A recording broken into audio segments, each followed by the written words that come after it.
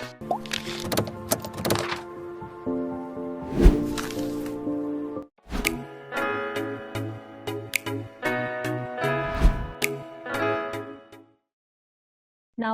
without further delaying, I would like to invite Dr. Mahesh Rajasurya, the Director of CCT, to moderate the panel discussion with our distinguished panelists. Over to you, sir. Thank you, Hirini. So we will straight away get on to the discussion. We are behind the schedule. So first, I would like to invite Professor Stella Bialas from Social Behavioral Sciences Center for Tobacco Control and Research Education, University of California, San Francisco, USA. Stella, over to you to make your comments about what you have heard, seen so far coming from the South Asian region. Stella?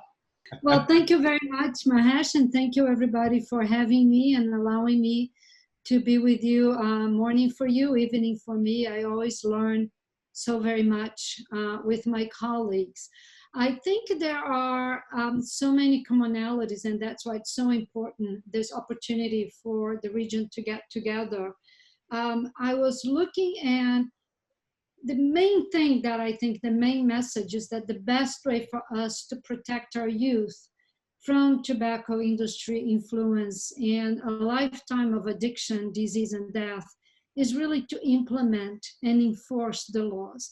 I think it was very mentioned here that there are many laws, but there's also many ways in which the industry has been circumventing some of these laws and minimizing their impact. And we know from global experience that the better the implementation, the stronger the impact, and the stronger the gradient of the decline in tobacco use. So even in countries where tobacco use is already declining, like we just saw in Sri Lanka, I think there's always need to do more. I think that the region, I saw that was one of the questions, why South Asia is so attractive to the industries, because it has a very large and a very young population, and the industry need to replace consumers. I think one big warning for me from all the presentations, and I'll stop here and I can talk more, is the fact that we do need to be much stronger with these novel tobacco products, both the heated tobacco products and e-cigarettes and things like that. There's really no scientific evidence that these give a benefit to the population. There's no population level evidence of benefit. Some countries have decided to ban, and these bans need to be enforced. Countries that decided to allow these products need to be taxed and health warning labels and not allowed in indoor smoke-free places. All the same policies, including marketing bans. And I think a growing concern that all of you mentioned is the need to include bans on corporate social responsibility activities on your marketing bans. I'll stop here. Thank you. Thank you, Stella. Thank you very much. So for the first round comments, now I would turn to Dr. Tara Singh Baum, Deputy Regional Director, the Union Pacific Office, Singapore. Tara, over to you for your first round comments, please. Thank you for inviting me for this panel. It's great. I would like to also echo the Stella the comments about this. What we have heard from all these countries, there is there are some sort of regulation. In some countries there are good regulations, but they haven't been enforced and implemented very well. So that is one of the big questions that I would like to raise here.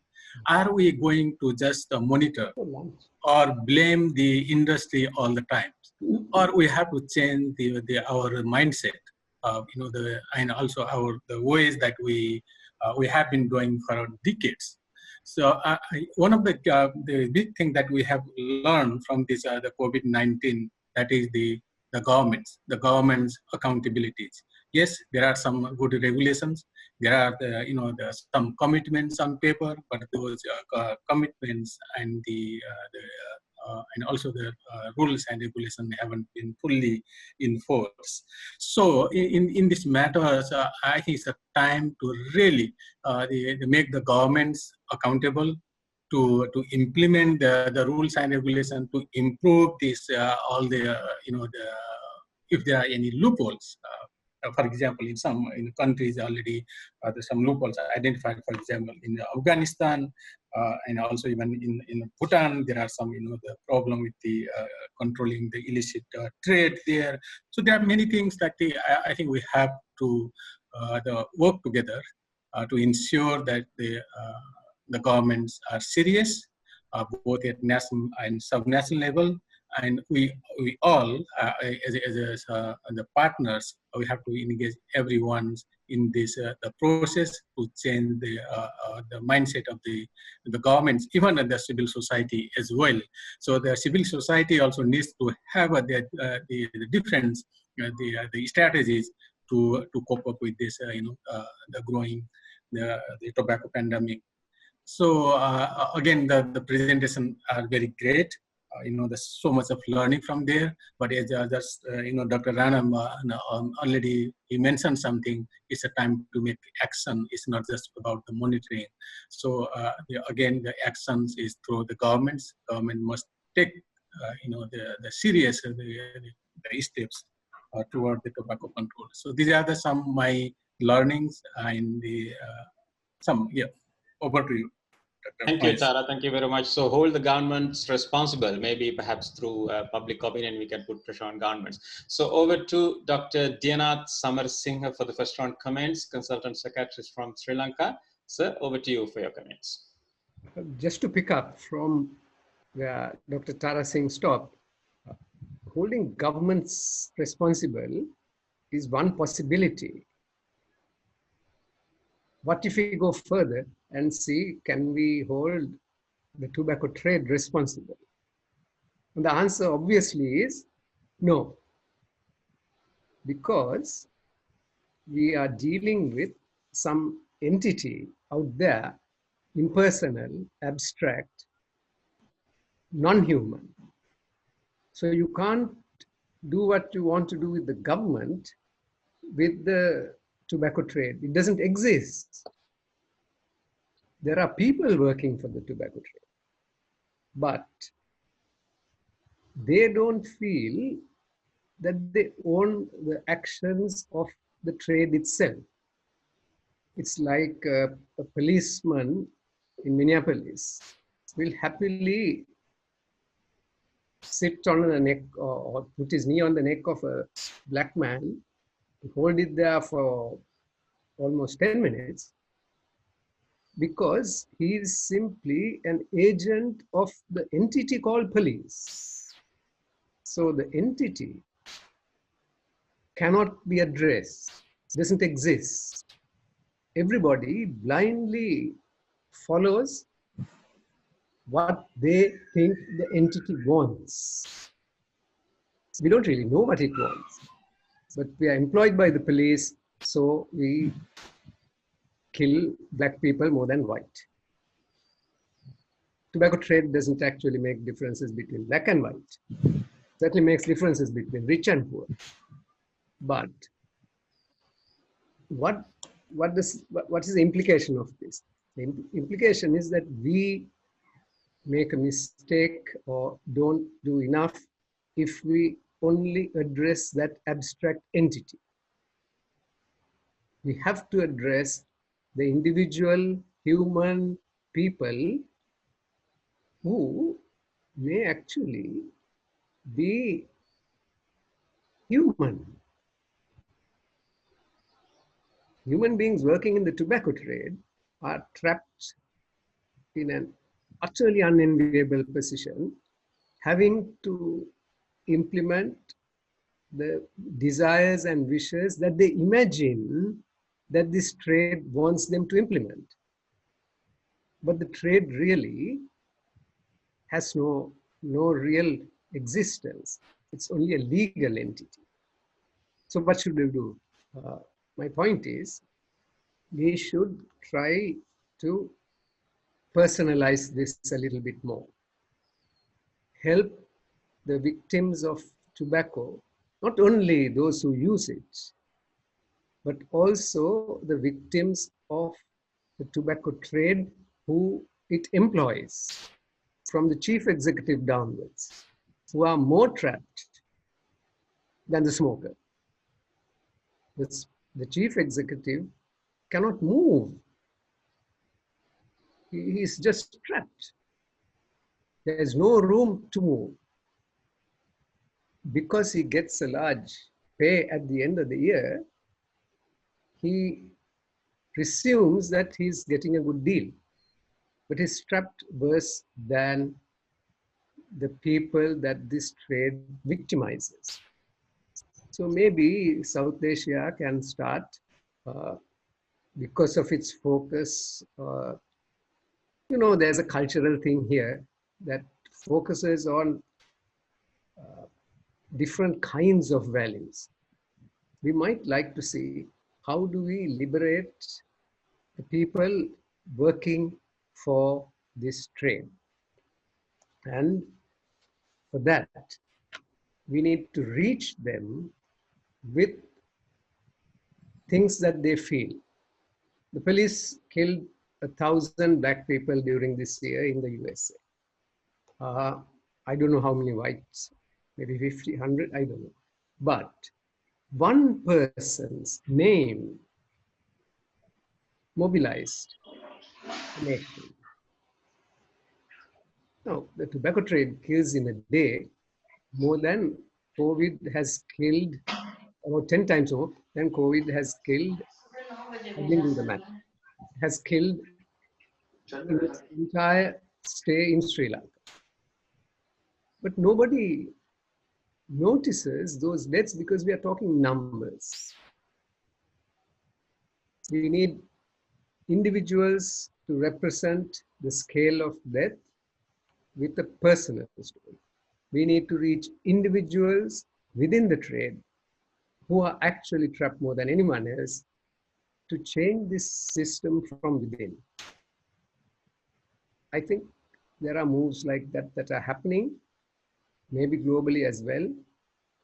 And I look forward to that making our whole legislative thing unnecessary, because the people working in the trade shall repair what it's doing. That's all for the moment. Thank you. Thank you very much. As we have already reached the end time, I think we have to go a few minutes over the official end time. So if you have questions, I think we might be able to take only a couple of questions. So you need to raise your hand and ask the question. Before I come back to Stella for the second round comments, a quick 1 minute question from Vikram Singh Slatia. Vikram, over to you. Keep it under 1 minute, please. Hey, Vikram. I am from Jammu and Kashmir, and good morning to everyone. When we talk about government data and on-ground situation, things are totally different. The percentage of tax share is more from the tobacco industry as compared to others. So the government is not ban these products completely in any of the nation, that is any South Asian nation. And my mainly question is to the two nations, that is Pakistan and Nepal, because in news we come to know that tobacco is illegally smuggled to India from this Pakistan and Nepal region. Because in every time we come to know that from drone or that service, the tobacco is just sent to the Indian area. So what does their stand? How they can, what is then tell to their governments to stop that? And because tobacco is not a regional problem or a nation problem, it's a global issue. So how the Pakistan and Nepal say to stop this illegal smuggling of tobacco in India? Okay, right. Thank you. I think holding governments responsible is the key again. But I think, Stella, I don't know whether you want to respond to that question. Stella, you might also want to take on where Dr. Dinath Samarsingh has stopped, these legal entities having so much legal power. But anyway, over to you, Stella, for your second round on, it is the final round comments. Yeah, thank you for allowing me to make more comments. I think that the issue of smuggling, it's a very important one. And that's why countries should consider, joining the protocol on illicit trade, because that would help control this transborder. And it's important to be aware that historically, the tobacco industry has benefited from illicit trade. The majority of the illicit trade in the market is not counterfeited, is actually the real product that has been smuggled in and out of countries without paying taxes. So illicit trade is an issue regarding taxes, but it's a myth to think that lower taxes decrease contraband. That's not true. We have evidence globally that taxes are not an impact. The problem with illicit trade is having good border control and good collaboration with neighbors, and in that would include ratification of the protocol. I think the issue of liability is very important, and is included in Article 19 of the Framework Convention, where countries are encouraged to look at the legal instruments to hold the industry liable, and we do have some evidence of success in holding. Just because they are powerful doesn't mean they are immune. And I think they do have a lot of political power. I think that countries lose more money. The countries that have done studies realize that the monies they spend in treating those diseases is more than the money they make from taxation. Is just a matter of different budget lines. And I think holding the industry accountable for the suffering, disease, and death is an important point. And I think it is within the legal instrument that is the Framework Convention, that's Article 19. So I would urge countries to look into that and see if they have the ability to do that, or seek support from the Secretariat of the Framework Convention on how to proceed. I think that the tobacco industry will continue to mutate and will continue to adapt and will continue to find loopholes. I think that's a very important point that was made here. So that's why we need to make sure that implementation and enforcement of the legal instruments in each country is essential to ensure that we are not creating a whole new generation of addicted youth. And thank you again for inviting me to participate. Thank you, Stella. So over to you, Dr. Tara Singh Bang for your final round comments. Yeah, thank you. Just again, I would like to again re-highlight my point, and I fully agree with the other panelists that there is a need of a comprehensive approach, like a whole of government approach, whole of government society approach to address this. So tobacco control should not remain within the Ministry of Health. I think it has to be now, well coordinated with the Ministry of Finance, with the Ministry of Trade, Ministry of Commerce, Ministry of Agriculture, Ministry of Justice. So there are many other issues that we need to, find out and work together and bring all the ministries together. The most important part is we are saying, okay, there is a, the black market, there is illicit trade, whether it's between Nepal and India, or Nepal, Pakistan, India, it doesn't matter. The most important part is how to make the governments accountable again. Why these are things, all these happenings? Why the industry has, the blocking the implementation of all the things? It's not because of the industry, because we know industry, they will try their best to undermine any policies, underestimate any policy implementation or the enforcement. They will go for the profit. They will use all the resources that they have been using for a long time. So in this case, again, we have to make the governments accountable. It's the government's responsibilities. Government has to rethink and re-strategize and find out the solution to address these issues. So as a civil societies, of course, we have to keep reminding them, provide the evidence and all those things, and the media can play a bigger role to really, bring this issue at the public and policy level. So again, back to my same question, it's a time to really make the governments accountable and responsible to implement the FCTC, to implement the government's the rules and regulations at the national and sub-national level. Without their seriousness, I don't think we can make any difference in the future. Even we have been the crying, we have been shouting for decades, but things are not improving as we expected. So now the COVID-19 has given a unique opportunity to all of us to rethink the strategies and to rebuild the health systems and programs and rules and regulations, and identify the roles and responsibilities of each government sectors and media and stakeholders as well. Over to you, Mahesh. Thank you. Thank you, Dr. Tara Singhbam. Thank you very much. And thank you, Professor Stella Bialas, for your wonderful contributions and comments. It's very late for Stella in USA, so please feel free to leave the meeting if you have to. We'll just take a couple of moments. I'll take only one more question and that's it. Jawad Ahmed Mir, it's your time to ask the question, please.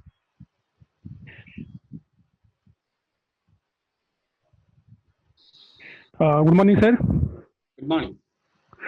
Sir, my name is Javed Ahmed Mir, sir. Yeah, please go ahead. Sir, South Asia is the hub of tobacco products and users. And what is the reason, sir? Sorry, say that again. South Asia is the hub of tobacco products and users. Right. What is the reason, sir? Tobacco users? And tobacco users, sir. Yeah, okay. The more population is involved in using these tobacco products, sir. Right, okay. Sir, second question is that we cannot blame, sir, any particular country for this. Because all South Asian countries are, directly or indirectly involved in this, production, sir. Yep.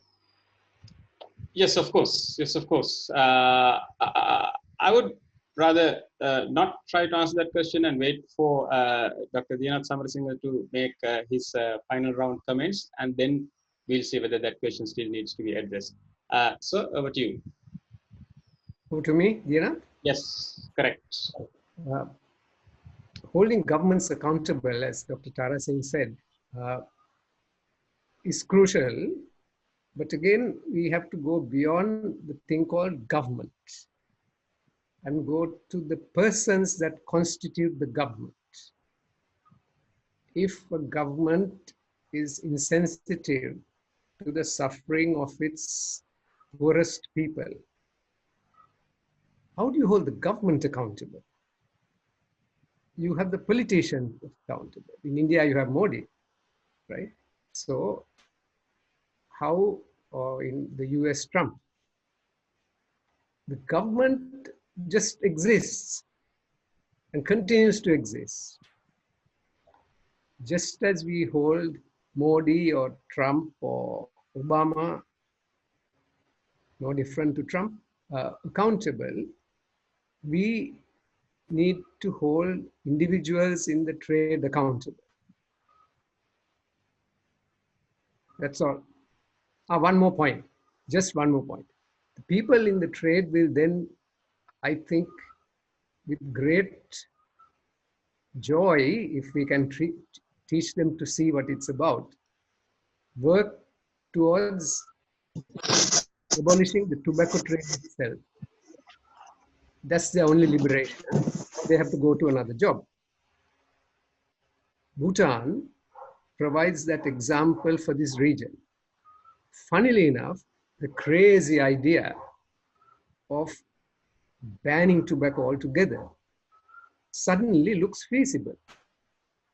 Even more funnily, it's best for the tobacco trade employees to work for that. That will be their liberation as well. Thanks. Right, okay, right. Thank you very much for those enlightening comments. And I thank Bhutan again for setting that wonderful example and changing the whole game plan. And putting more attention, focus. I think we are now going to conclude this session. It's 2 hours now. We people cannot concentrate beyond this time limit. And apologies for being delayed so much, but this is the last couple of minutes. So I think finally we understand how this abstract entity called tobacco industry works and does all these things that the country is presented, and how we have been able to try and counter them. So we are seeing some common themes that in these success stories. So this new suggestion and invitation to focus on individuals, the tobacco industry, or holding government accountable, the individuals in the government, is an important, new, exciting idea, I think, for all of us to ponder over. So sorry, we can't take any more questions. We have to conclude now. So thank you very much for the presenters who time. Yes, Dr. Rana, you want to say something? Yes. So apologies. In fact, this is really required. Why South Asia is the hub of tobacco products and users. So thank you, Mr. Javed. In fact, you see, if in a SARC region, if we have 8 countries, and 6 out of 8 these countries, they are either tobacco producing or tobacco industry state, except Maldives and Bhutan. It is economic issues which are related to tobacco. Governments are grappling basically with all those economic issues, whether it is employment, whether it is as a one of the products, and whether it is tobacco taxes. So that never led governments to take a strong decision. And what happened in last 40 years, that tobacco use continued to rise, whether in the name of culture or maybe as customs. So there was never such a focus on tobacco control strategies. And even if we had some strategies, they were very, very late. Some sparse or very limited policies were there for tobacco control. Normally we used to do some tobacco control activities on World No Tobacco Day, and never in the way which are required to have strong policies in all each countries. And finally, even now, you see, we have 18 years. Still, it is not priority of the many governments. Governments have not committed any funds for tobacco control. There are very limited mass media campaigns. So I think now the things are changing. We hope for the good, and we hope that maybe very soon SARC region will also see. South Asia region will also see downward trends as far as tobacco control is concerned. But that momentum should continue. And first of all, we need to see that all the policies are effectively implemented, which are right now. This region is normally low and middle income countries. As such, we have poor implementation of all those policies. So this is, I think, which I will like to definitely share with as far as your question is concerned. Thank you, and over to Dr. Mahesh. Thank you, Dr. Rana J. Singh from the Union. Thank you, Dr. Stella Bialas from USA, University of California, San Francisco. Thank you, Dr. Tara Singh, again from the Union. Thank you, Dr. Dinath Samarasinghe from Sri Lanka. And thank you all the presenters. And last but not least, thank you everybody who joined in together. We had nearly 100 participants today. And again, I mentioned that the CCT team has done a wonderful job again. So I thank you as well. And please join with us in 2 weeks' time, in a fortnight's time, 28th of June, not next Sunday, the Sunday after that, for the third and the last webinar of this series. Thank you very much. Take care and see you on 28th of June.